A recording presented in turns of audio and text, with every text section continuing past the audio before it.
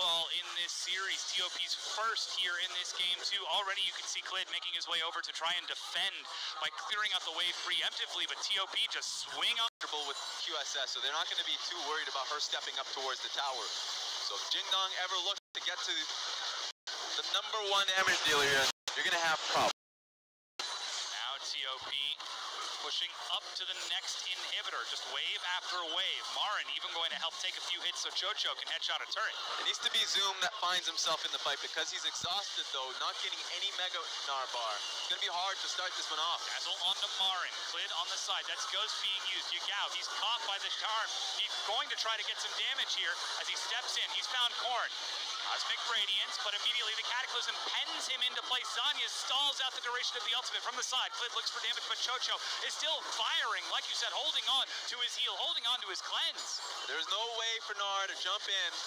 Got Braum ultied, and on top of that, Tark ulti used again, but completely nullified by Karn, as you mentioned. So TOP just running Jingdong around. Really well played way to disengage. Even down just a little bit, knowing seconds with the next one about to spawn.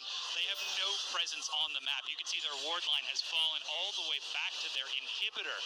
Barely a single one at the blue and that wolf camp. And already TOP pinging onto that dragon. They know they've got Jingdong on the ropes. They just need to close out this game to bring us to game 3. Yeah, and it's kind of a good bridge to the next objective for themselves. I mean, they're picking up the top lane, but it's going to take a long time before Galio moves that towards the inner tower there. So just take the dragon blank.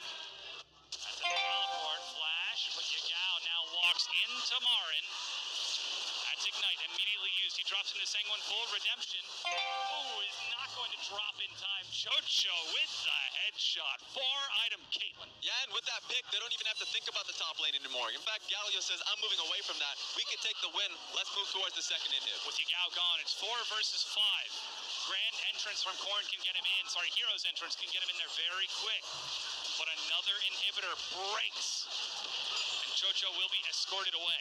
I mean, they're pinging it through. This is a bit of confusion on the side of TOP. They're just going to have to double down there. Here we go. 5 members.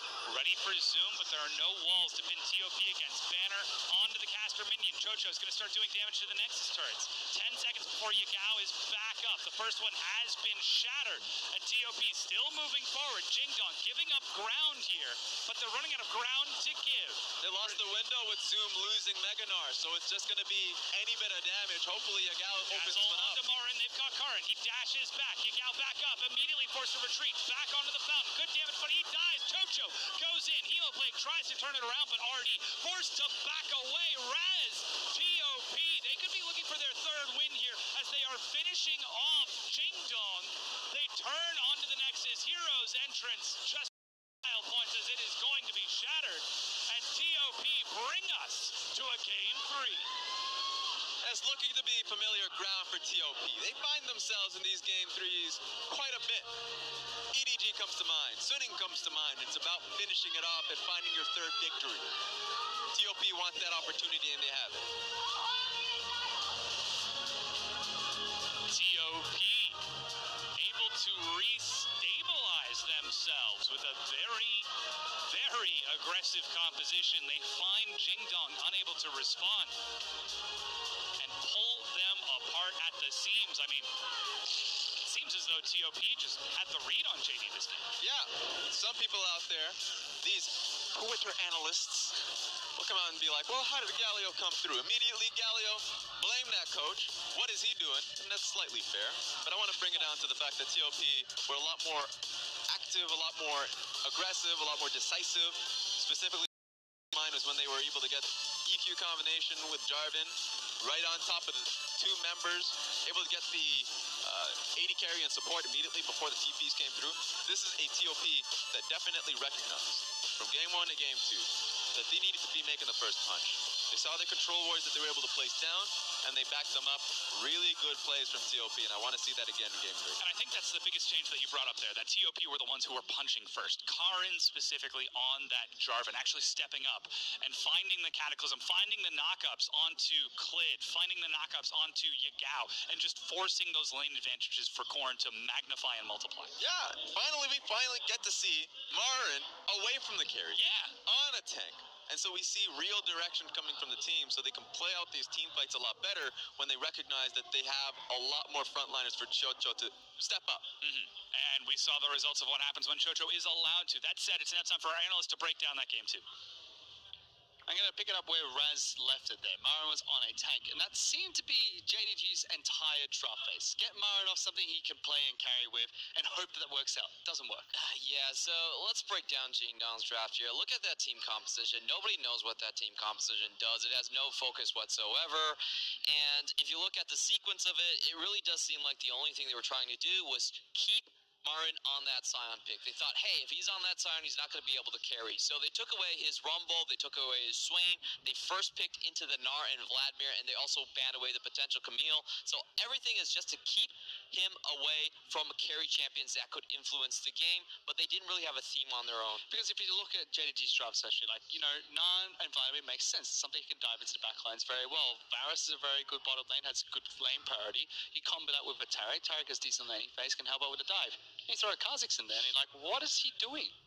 Like, that was such a head scratcher. Why is Kha'Zix here? He has Sejuani, Olaf, and Skarner, and he goes for Kha'Zix. Like, Kha'Zix is a pick that you want to take if you feel like you're very, very confident in your mid lane and jungle duo.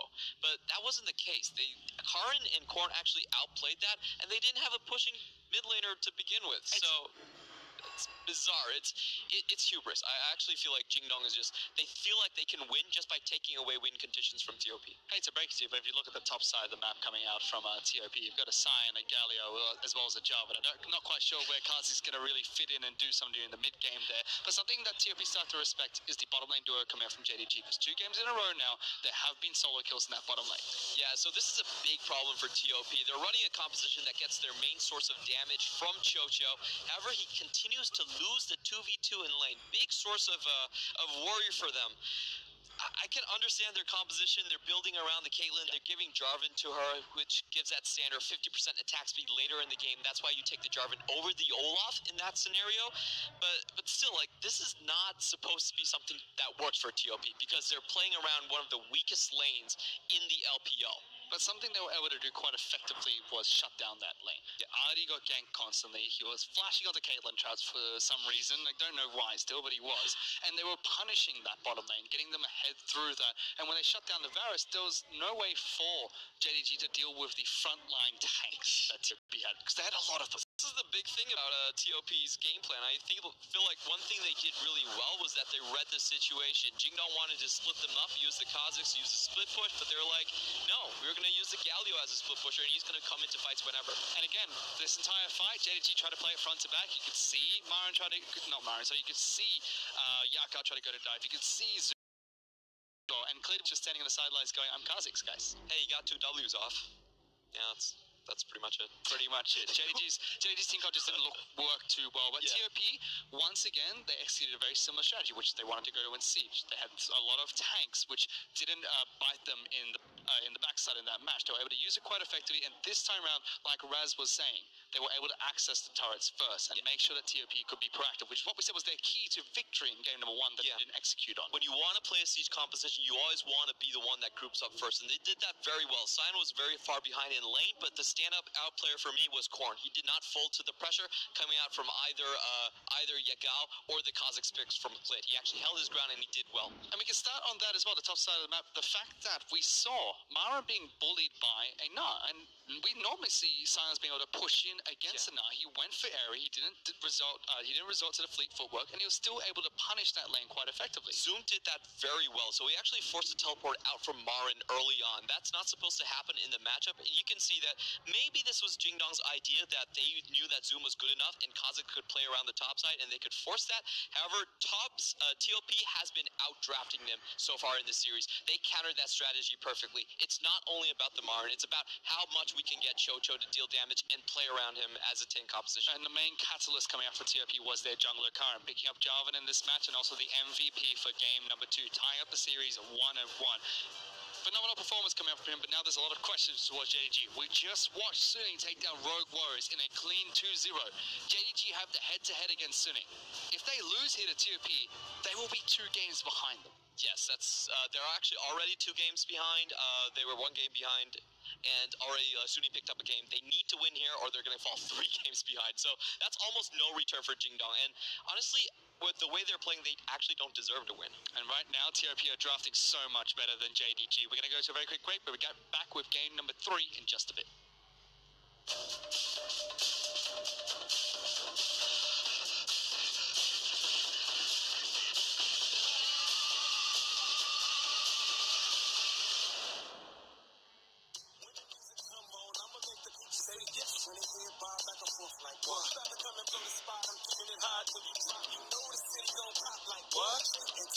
I'm a Don, here I come, you hear the song, gon' sing along. Do your thing, let it go, pick it up, drop it like it's hot, show me something wrong. I bring it in from the west side, man, stock ride like a Lamborghini doors when they slide up. Like a chick in the club with a thong on, take it to the floor when you see that boy rise up. Nothing but the thing wrong to you, real. What the deal, I'ma steal the spot like being P.O.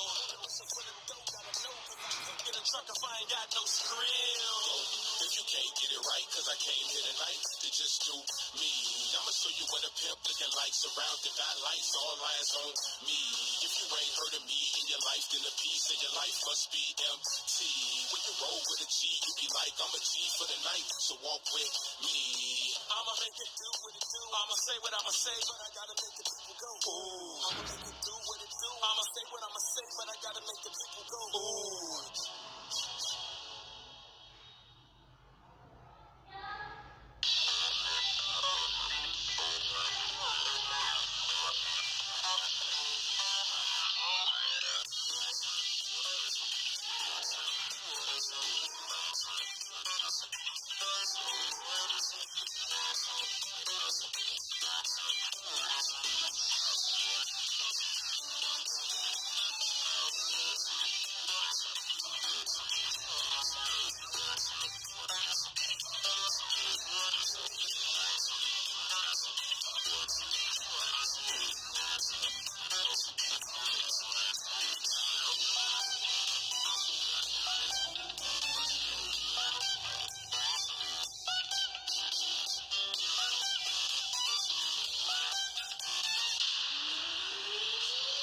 Final game of the evening is upon us, Raz. TOP versus Jingdong. Game 3. TOP have brought us back, and Jingdong, I just threw my pen on the Wow, ground. you're angry. Yeah, absolutely. Just what on earth is going on with this? This is absolutely... Who does that? Who brings it to game 3? I don't know, some unreasonable individuals named TOP. Well, how dare? They decided that we needed a longer day. That's not how the script goes. You know what? Rewriting it, apparently they were able to snatch it away from Mark Merrill. You can't change the ending. They're already out of playoffs. But they're already looking pages ahead. They're saying, yes, 2022 when we win Worlds. Let's pump that up. Yeah, let's move it over to this 2018. summer. This summer? Yes, let's do it. Coming soon. One team. But they're just looking better time and time again. And even though I believe the best TOP involves a goong in the mid lane, I think that Corrin is coming out and showcasing that he has a few more tricks up his book. So, Galio with Electrocute. Now, I'm not going to tell people to do it in solo queue. I'm not going to entertain it, but this game was rather fun. It allowed them to get a few more kills. One that comes to mind was the Kha'Zix pick near mid lane. That was nice to have. The being able flash shield of Durand over the wall. Exactly. That was nice to see from the TOP.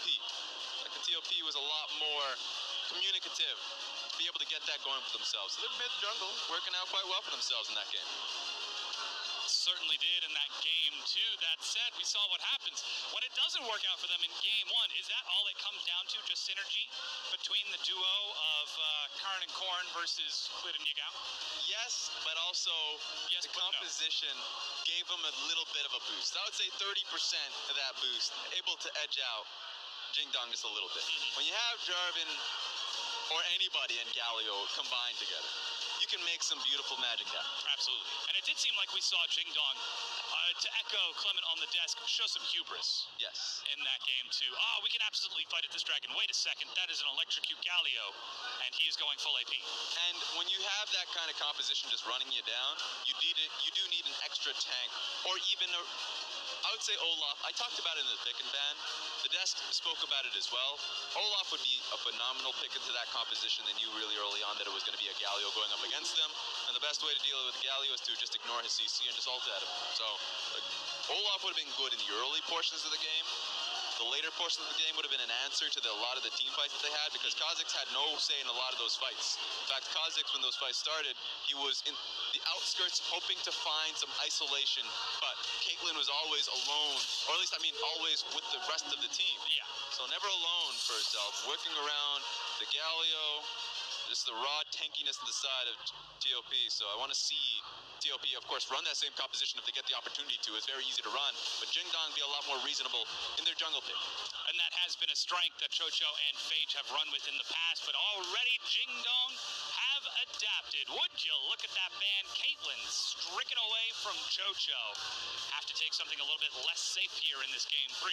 And it's TOP that say, we're on red side, we're not going to be able to give you the opportunity. We're not going to give you the opportunity to pick Galio. They banned it out themselves. So we're going to see different picks immediately going into this game. Already the Tom Kench, also banned away from Phage, and again the Varus priority from Jingdong. Yeah, Varus is a very strong laner, laning phase focus, and with no Tom Kench, you gotta wonder if Braum is gonna be that next pick. If I'm TOP, I'd love to go Sejuani Braum.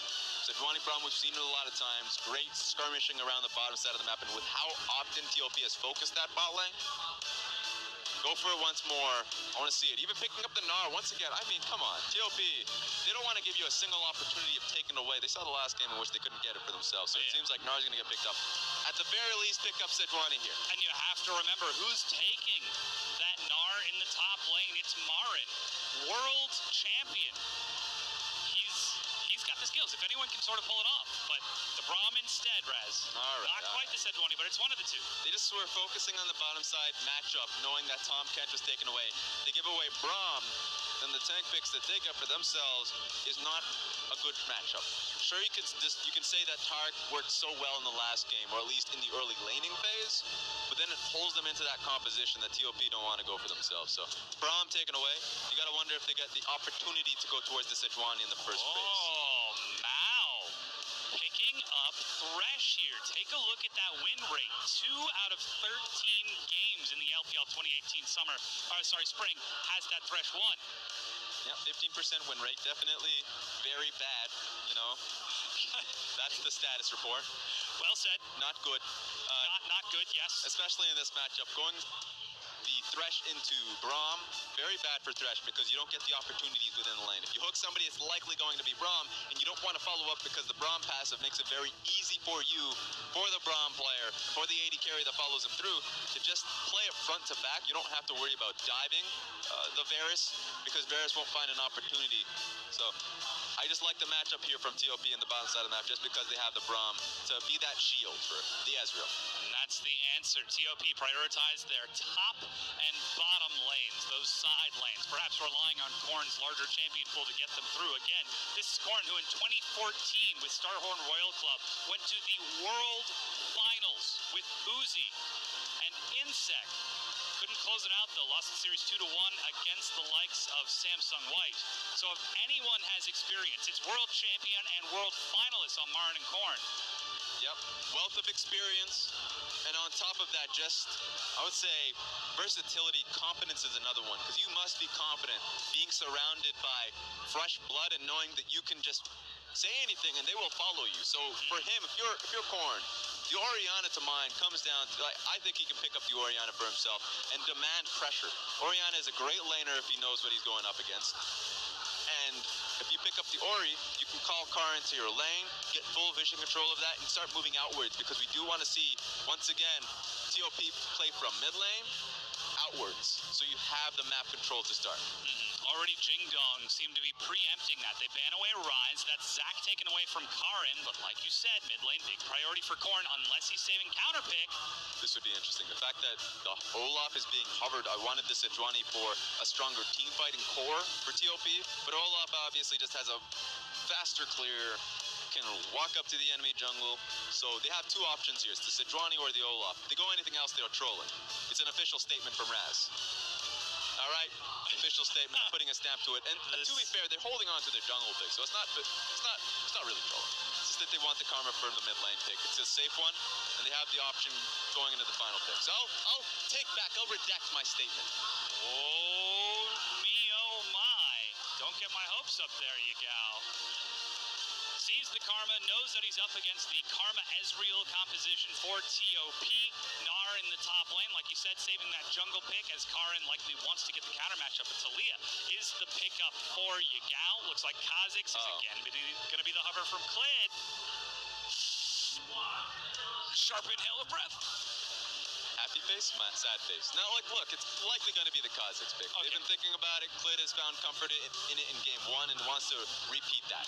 The problem with the Kha'Zix is that it is very early game centric. Sure, you have the Sion pick to be the sole frontline, but I said it, sole frontline. You have Sion to walk up.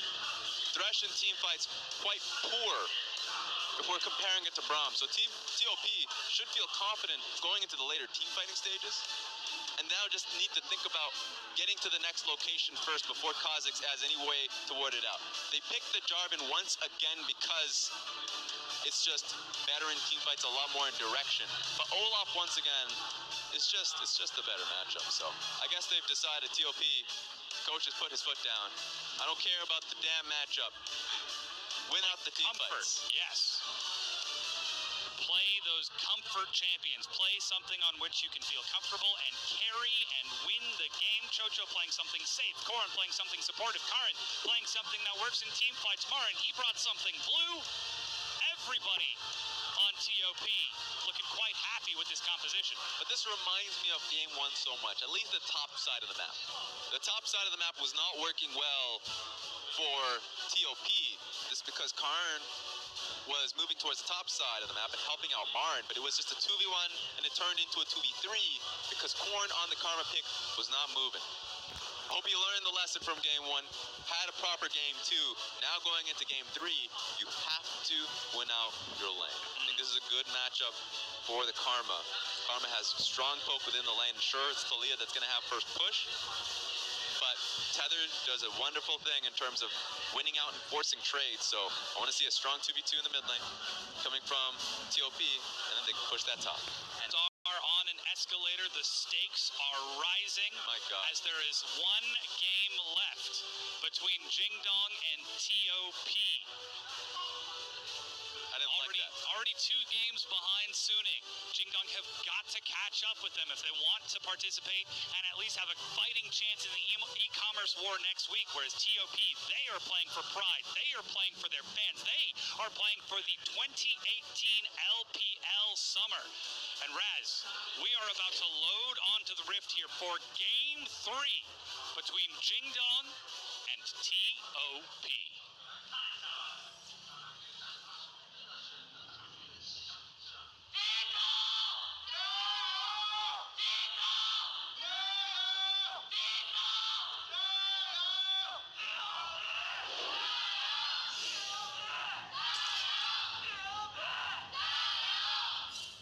That man's voice is about to die. Well, luckily this is the last time this night that he's going to have to shout like that, as this is the final game between the two. Jingdong already setting up a defensive line on this bottom side. We'll see if, once again, Klid decides to start off on that wolf camp on the top half of the map, leaving his bottom lane to take an early advantage. It's usually, I would say, a poor decision to look for these invades going up against the Braum team. But then that's the expectation that Braum is going to be top side, which usually isn't. Has to be in the bottom side protecting the wards, or at least catching out of Jingdong, or coming from the bottom side of the map. So they're just taking advantage of the fact that the usual 5-man spread level 1 means that the support is sectioned out the bottom side of the map. So they're able to just push in and get that ward on the red buff. Immediately we can see wave priority started off from Artie and Mao, as Klid is going to get a leash onto his blue buff Karin. Springboarded just a bit faster by the duo of Chuchu and Phage. Will be just ahead of him, actually racing through his jungle as he heads sprints even towards blue. He needs to. They recognize that the level 1 was to catch him at his red buff. And Kha'Zix, good matchup into the Jarvan if he gets the head start. So he recognized that he could get cheese level 2. So he goes major camp to major camp so he doesn't get his red buff cheesed on. It's a good decision. He's going to be able to go to his Raptors or at least his Wolf camp later on. So he's losing out in much experience. Perhaps early play from JD to try to prevent Karin from doing another level 2 cheese gank, like we saw in game 1, as Yagao is actually going to step in and try to get some vision over here, even deny blast cone. That's a good point on the cheese gank, because to mid, the pressure layered out in level 1, he just has to change his mind entirely. It's actually such an easy gank for Jin, going up against, having the karma to hold your hand. Oh, Klid has found Karin, level 3 to level 3. That's the isolation damage. He leaps away. Yagao, Flick forces flash. And that's just really smart play from Klid. Recognize that because of the ward, Jarvan was topside at the path down towards the bottom lane. Otherwise, he goes topside and has a really ineffective gank. This is going to be really difficult for Karin to impact top lane. So it made sense for Karin to go towards the bottom side of the map. But Klid just got there first, so very smart from him just to recognize how much faster he was to the play. And it was just Karin sleeping. Karin has to recognize that was not going to be his place to look for a scuttlecraft. And look at how the mid jungle for Yagao and Klid are tracking Karin. Yagao pushes in, immediately steps up and places a ward, spots him out, which allows Zoom to push up that wave up top before falling back. We've seen this from junglers so often. The moment the matchup starts snowballing against the Jarvan in this instance, that it's so hard for them to ever shake off the enemy jungler. The only real way you can do that is to either get a proper pick if you pull your lane out, or just say, hey, you know what? I need you guys to start shoving. One lane, please start shoving so I don't find myself in a really bad position. He's taking a risk right here. Just because Talia's pushing in, Sion's completely pushed in. If he gets caught, if they know that he's doing Gromp, he dies. But I guess that's the risk you have to take so you can finally get some experience underneath you in this matchup. Recall will complete as he makes his way back to base, and he is keeping pace with Klid for now, pinging now towards that Krug camp as Marin tries to trade back with Zoom. Finally a tank versus tank in the top lane. Yeah, honestly, at this point in time, Marin should be getting more help. I really love the fact that Karin's risk paid off. So now that he's cleared out the camp, matched up with Kha'Zix, he can go straight back towards top lane, get the Krugs, and then try and gank top lane. So yeah, top lane matchup's going to be important because Marin's advantages that he was taking in game 1 should be meaningful in game 3 if this pathing works out well. We'll have to see how Klid maneuvers around the map. Karin's out there just a little bit faster because of that recall. Already, lane's now pushing in for Mao and RD. Hook, once again, hitting onto Phage. You already mentioned the cooldown on that bone plating. What a sidestep from RD. He's played Varus all series. He's fully warmed up. And honestly, if they're going to keep doing that in lane, Thresh looks good. It feels like he's, yeah, sure, you're constantly getting Phage hooked up, but also the damage that follows through from RD, he's so comfortable in doing so. So it would have been good if Braum's Q was able to tag out Varus so then Ezreal can follow through. But because not only is Braum's Q's missing, Thresh is constantly hitting his own. That one actually hits. That's even the Ignite as well. A Lantern pulls RD back. There is a ping towards that top half of the map. Take a look at the vision. Korn and Karin could be looking for a duo dive onto Zoom. Yeah, this is going to be a full trade. Level 6 from Yagao too, so he's looking bottom lane while the top lane play is happening. They're already setting it up. He flashes away very early. Warden tries, sees it coming. Zoom, can you outplay this? He just takes over to level 6. Can he get out? Tries to get some damage. Gets a knock-up. Karin goes low, but is still alive. Almost perfectly juggled, and he's forced to clear out the way. Meanwhile, dive bottom. Phage still with flash and heal onto Chocho. Marin is basing as fast as he can so he can get the TP towards the bottom lane. They need to move fast if you're Ding Dong. That's the heal he used. Hook catches onto Phage. He's pulled back in. The Ignite. And Phage goes down. Meanwhile, Mao played back. He's forced to retreat away. Chocho goes low and dies. A flick denies Marin. 2 kills, Jing Dong. So close. TOP was so close to being able to answer the play. Marin was getting there. But the fact that the top lane dive took a little bit longer than he would have wanted to meant that Jing Dong were able to get away. finally, JD answer it up, and it's just top lane for bottom lane trade. That will be the kill advantage towards Jingdong in that bottom lane. And look at who those kills went on to. One onto Klid. You said he had to have an impact in this early game. Well, Raz 1-0 and 1 so far. The other one onto Talia. Yagao 1-0 and 1 as well. It's just so hard to find that impact if you're Kazakhs, and your one motive, I suppose, or at least main directive, is to dive a Braum lane. It really needed to be perfect execution, and with how Klid's game 1 execution and dives wasn't looking good, it was suspect for him to look for it in game 3. He tried it, it worked out very well.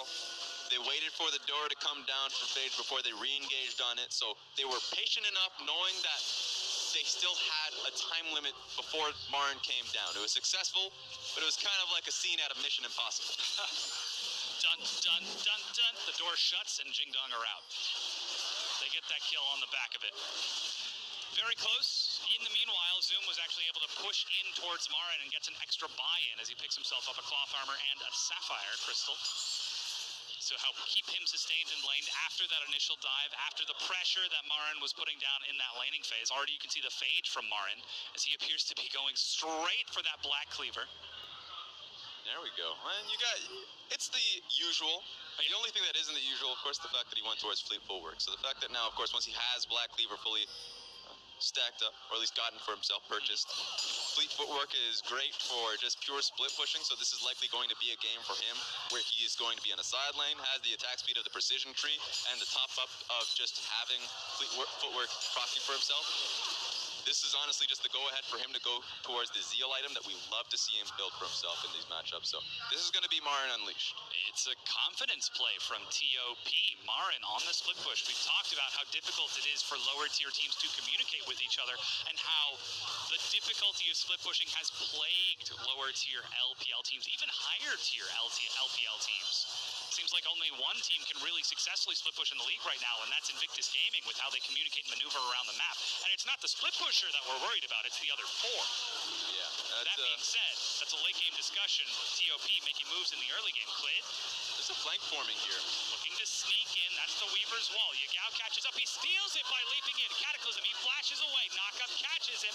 Winter's fighting. Concussive blows, pins him down, but the fight on the backside. Klid is dead, but they've managed to pick off Choo Choo. Jungler for AD carry. Korn snared down. He flashes early, but Yagao ready with the slow, ready with the flick. Does he have enough damage? Soul Flank is going to try to get some health back. He dies as already chases forward, and this fight is chaos. TOP are falling apart. What a disaster for TOP. They felt really confident, sure they got Dragon taken away from them. They found Klid, they were going to be able to take down Klid, and it looked very clear. Up until Chocho gets flash hooked. The moment that happens, it all starts tumbling down. I know we're going to get a look at it later on, but that was beautiful out of the side of Lumao to find that opening and already to follow up.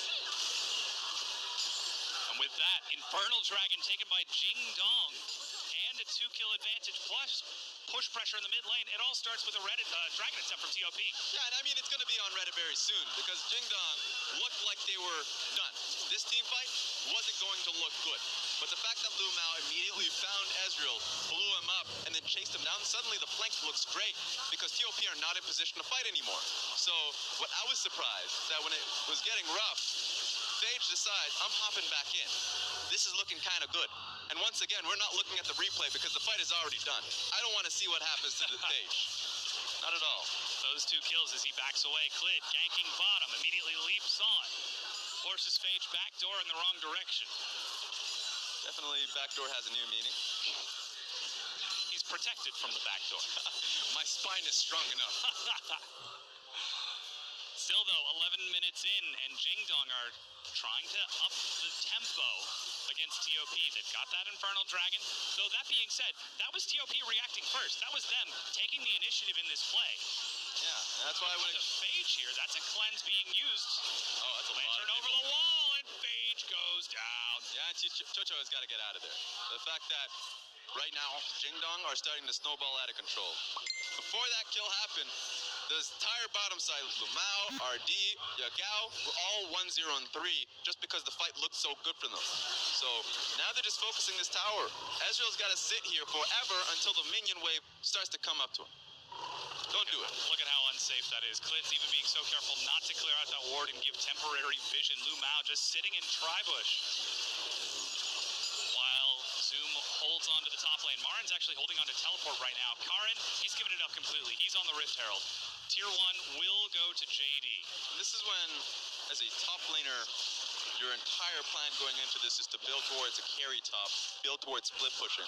But when the towers on the opposite side of the map start crashing down so quickly, before you're even able to get towards, or at least start your second item, you have to start rethinking your role.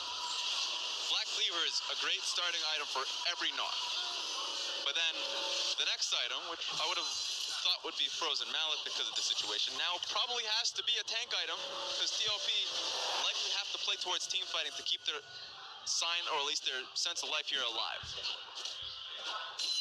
And now 12 and a half minutes in, Marin, we'll see what he decides to build over the course of the remainder of the game, because like you said, TOP are down and behind. They are the underdogs in this series. They are the worst team in the league.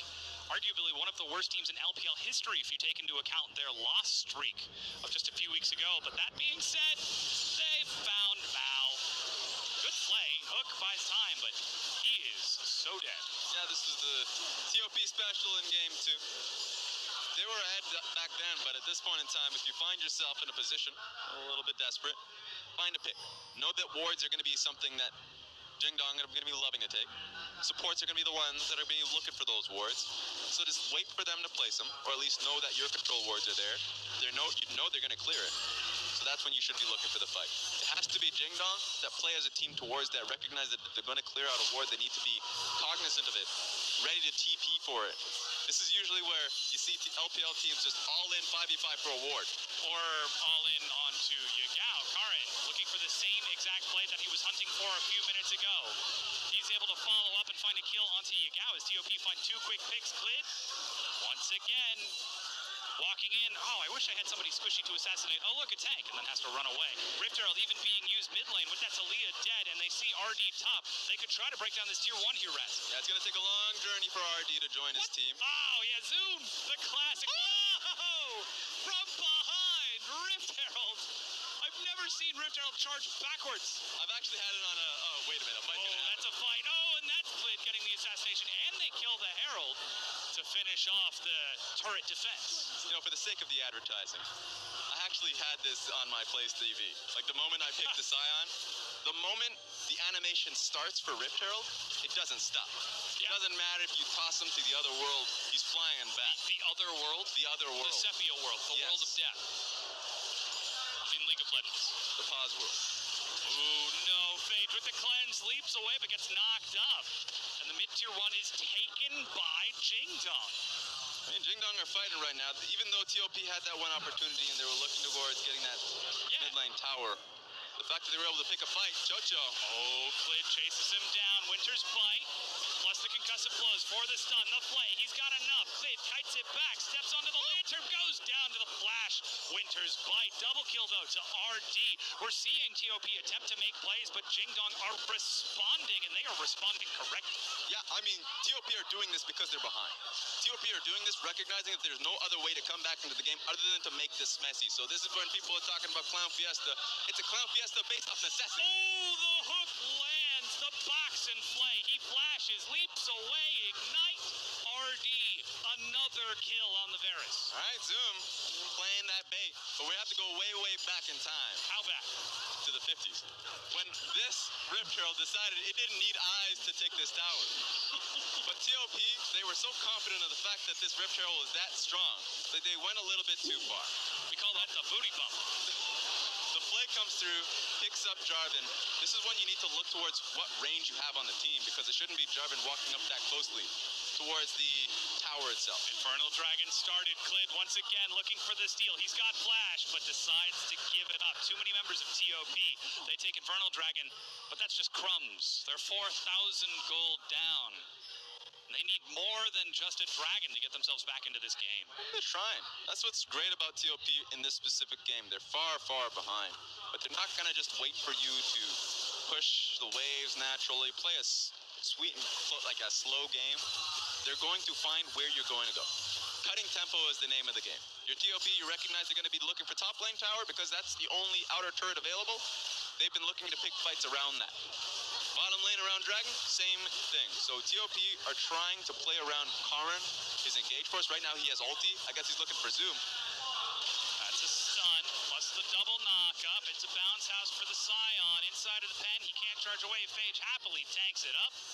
An easy kill for TOP, but that's a lot of time bought, and the wave is cleared out. Jingdong still pushing for the tier 2. Yeah, well worth the trade if you're JD. That being said, they don't have a wave here. Really good job from Marin to thin out the wave, because otherwise, that would have been Jingdong flying towards the inhibitor turret. Looks like we're seeing JD still push up top. They might well fly towards that inhibitor turret, Raz, as the bottom tier 1 finally taken by TOP, but the top tier 2 taken in answer. 4 turrets to 1. TOP, they're trying to make it messy, but Jingdong are sitting there with a big old roll of paper towel just cleaning it up. Yeah, that's why usually when you see teams get to this point where they are looking for these desperation plays, you want it to be, let's say, 25 minutes into the game.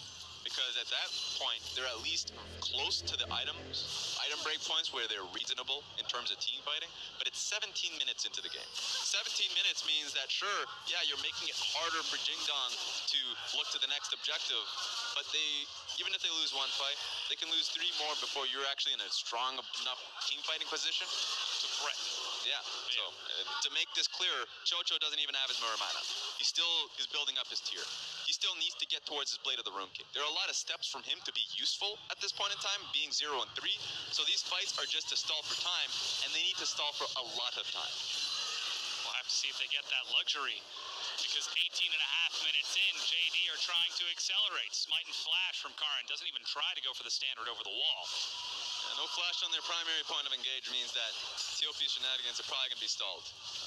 Trying to go for another anti-dive maneuver. And if you don't have flash on Jarvan... Anti-dive? Anti-dive Isn't that just a survive? I mean, sure. But they want to get kills off of the surviving. That's going to be hard. There's a cleanse and the chains of corruption onto Phage. He's able to walk out of it nice and quickly, though. Look at the wave building up in the bottom lane. Right now, Jingdong have seen that as their form of, say, pressure.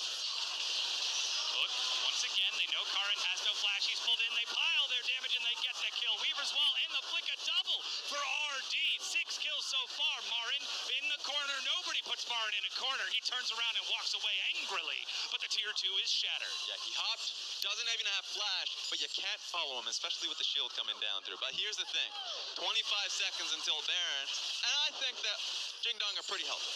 So if you're now looking across the side of TOP and they don't have a jungler with 10 more seconds, you can look to at least set up for it. Evolved Void spikes for Clid to get additional slow and harass. Perhaps opting for a more flanking style once again as the mid wave is defended. Still Zoom is holding on to the minion wave. RD fresh out of face with another recurve bow. Here's the thing right now. Here's the thing. TOP can look to try and rush Baron if they're this desperate. It just popped up. But Jingdong are doing a great enough job in staggering times. That being said, looking at this replay, yeah, no flash on Jarvan. Braum is going to follow. And Marin just hopped, doesn't have flash. Doesn't die though.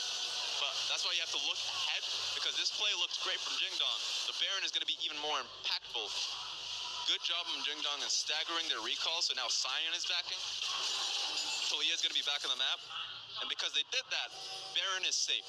TOP is not going to get up from this. For the time being, at least. But 90 seconds until Mountain Dragon is back up, and already you can see the collection of Jingdong members starting to set up vision. Yeah, here we go. I mean, this should... If I'm Jingdong, you just kind of have to start it. Just because you have so much pick potential here, you can just go for the fight whenever you want. That's not it. Yeah, definitely not it. He found Phage, but that's not the fight. They might try and play this a little bit more safely by walking into red side jungle. They have a few more control wards. Sion and Kha'Zix does. Sion's on the bottom side of the map, so it's just going to be Kha'Zix wants to place his own. Oh man, look at what Yagao built there. Rylite is Crystal Scepter. He wants to be even more annoying if he ever hits anyone. Yeah, strong HP for himself, so he can't get bursted by anybody, honestly. What kind of damage is going to burst him out? Full support of Karma? Well, it looks like they're going to find out. Reaver's Wall, once again, they're penned back. Chains of lineup corruption onto Chocho. He tries to retreat, but again, Karin goes down. Hook pulls Phage in, but they've got their sights set on the AD carry. Pinned and dead. That's the fight. Yep, that's how easy it is. They were just waiting for Yagao to find a proper time to send the Weaver's Wall. It's just that easy. They were worried for Lu Mao's hooks. They were just kind of pacing their way around that hook range. Completely forgot about the fact that Yagao is going to close the distance. Now Marin is there, along with Korn and Phage. Baron has been started. Yagao harassing from the side. Marin forced to turn. He flashes, looks for the solo kill, has his ultimate ready. Yagao healed by Mao. The Baron is finished off. Glid with the smite locks it down, and TOP are forced to back. Marin found his only opportunity trying to go for a fight. They didn't have a smite because Karin was down, so any fight would have been good. Jingdong are not going to present them with that opportunity. Great pick for them in the previous team fight, and it turned into an easy Baron take-up for them. Pings did go down onto the Mountain Dragon. That could be the next objective, but 22 minutes in, JD with a huge advantage. Looking to close out this series. The team that has only recently found their identity in Glid and Yagao, still growing with RD, and showing that when it counts, they are no slouches against bottom teams. Yeah, no slouches there. Starting to find real stars in their lineup. And we always have a discussion with this late into the regular season about all-star rookies, I would say. Who's going to be the strongest rookie of the split? Yeah, is it going to be Jackie Love? Is it going to be Knight? Is it going to be Yagao? Yagao's making a very strong case for himself with this series. Now the siege has begun. Yagao forced to back away as Marin very close to Mega. Flash is ready, but Yagao just pops Mega and kites it out with the Rylai's. Meanwhile, JD 4 versus 3. They break the mid-tier 2. The final tier 2, I might add. Yeah, they're going to go to the inhib. And that's why both Marin and Karin have to back away from whatever they were trying to do on the Yagao. They thought maybe they can get a pick on him. It was going to take a long time if they were ever on top of him. But they recognize if they ever commit fully to the play with how far Jingdong are in mid lane, they will lose an inhibitor. Already the cannon minion firing across, but no banner means that they're able to clear it out and hold the line. RD already pushing on that bottom half of the map to just try and set up the split push. They've got teleport, but they don't need it just yet. Yagao with the Weaver's Wall. Might be ready to segment apart TOP. They fall back. Here comes the wave. RD steps forward. Wave is still standing, and RD fires across. The hook goes in between as the wave is cleared out. It's a lot of damage, but the turret's still up. And you may not have a banner or command minion, but that minion is still doing a lot of damage. Really well done to just smite it from the sky. So, yeah, still have the dematerializer to save out that turret for a little bit longer. Here comes the next wave. Still 70 seconds on the Baron. RD trying to dodge some of this poke. Phage fires across. Cataclysm onto Yagao. He flashes back. They turn onto Karin. They've got damage. Clay pulled to safety. Karin burning down dies. The first casualty of this fight. Perhaps the first casualty of this series. As Zoom continues to chase it forward. Chocho caught by the arrow. RD smells blood in the water and is set to chase it down. Flash hook onto Karin. He cleanses back, but Marin feels himself. He's trying to get the kill. A double kill for RD. Raz, this could be the series here as JD continue to chase a hook on the knock-up again. Triple kill onto RD. I didn't know Hakuho had free plane tickets over here. Wait a minute. That Thresh is godly right now. Lu Mao had a phenomenal game on Thresh. I say had because this game is well and over. 7 seconds left for Karin. Korn trying to hold it down, but he's 1 versus 5. Tries to clear the minion wave, but Baron buff is still up. It is not enough. The knockup is denied. The dive onto the back line. An extra kill for RD. 10, 0, and 8. Yagao will finally fall, but the Nexus has been shattered. Jingdong win the series 2-1. You better believe sweat was starting to drop at the side of Jingdong's forehead. They want to be able to go up against Suning and believe they'll take that 4th place spot. They needed to take this set, and they were able to do it finally. Much closer, I think, than Jingdong would have wanted, but like you said, finally able to close it out 2-1 against TOP. And the fairy tale turnaround, Marin, Karin, and Korn not able to get themselves a 3rd series win here so far. You gotta watch out for these mines. At this point in time, feels like, yeah, you can.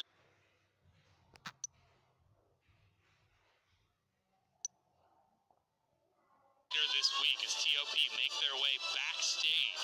Still, you can hear how passionate the fans are for TOP. that has gone through some of the greatest trials of the entire league.